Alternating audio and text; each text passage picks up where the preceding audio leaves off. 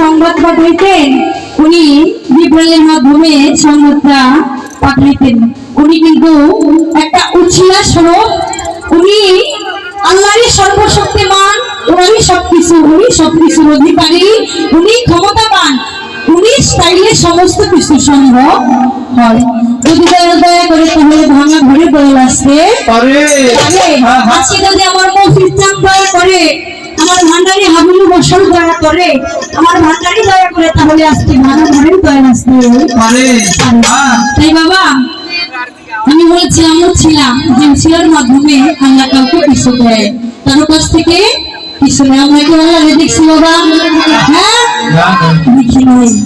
যদি দেখি সেটা অন্যভাবে অন্য ভিন্ন প্রকার আছে, ইহার ভেদ কারণ আছে, তাই একটা গুরুর কাছ থেকে জানতে হবে। হ্যাঁ, তাই বলছে মুসা নবী আল্লাহর সাথে কথা বলতো, মুসা নবী সরাসরি আমার আল্লাহর সাথে কথা বলতেন। ইহা কিভাবে করবে? উনি তো সরাসরি কথা বলতেন। হ্যাঁ, মুসা নবী আমার আল্লাহর সাথে কথা বলতেন, আল্লাহর সাথে উনি কথা বলতেন। মুসা নবী একদিন বললেন, হে আমার মাওলা বারাহি, তোমাকে দেখার আমার অনেক স্বাদ, আমি তোমাকে দেখতে চাই। আমার মুসা নবী কথা বলতেন কিনেও তিনি কখনো আল্লাহকে দেখে নাই। আল্লাহ গাইবে ভাবে উনি মুসার সাথে কথা বলতেন। উনি এই কথা বলার পরে আল্লাহ পাক বললেন, হে মুসা তুমি চলে যাও তোর পাহাড়ে, সেইখানে যাও। মুসা নবী আল্লাহকে দেখার জন্য চলে গেলেন তুর পাহাড়ে। আমার আল্লাহ পাক কি করলেন? উনি গাইবে ভাবে ওনার একটা নূরের তাজেলি শুধু কিঞ্চিত মাত্র পাহাড়ে ফালাইলেন, বেশি না, কিঞ্চিত মাত্র।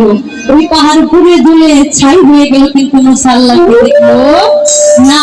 আল্লাহর সাথে কথা বলছি কিন্তু আল্লাহকে দেখে নাই। আল্লাহকে কি সহজেই পাওয়া যায়? তাই তো হইলে একজন মুর্শিদের পায়গামি করতে হবে, একজন দয়ালের গোলামি করতে হবে, তবেই নাকি একজন আল্লাহকে দেখতে পারবে।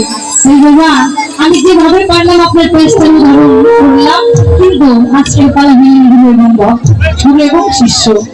তো শিষ্যের ভূমিকা থেকে আজকে দয়াল পাইছি মনের মতো আমরা ভক্তবিন্দু যাহারা আছি, আশিকান বিন্দু আপনার মুখের দিকে তাকিয়ে আছি। আজকে কেউ রেখাদারের গান শুনবে না, আমি এই দরবারের মেয়ে, আজকে আপনার গানই শুনবে।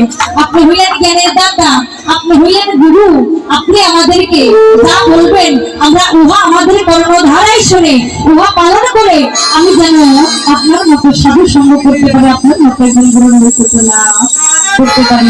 আজকে আমরা এখানে যারা ব্যাপারিক আছি, যারা এখনো আহলে বায়ানকে গ্রহণ করে নাই, আজকে যেন আমার গুরুর কথা শুনে আমরা আহলে বায়ানকে গ্রহণ করবো।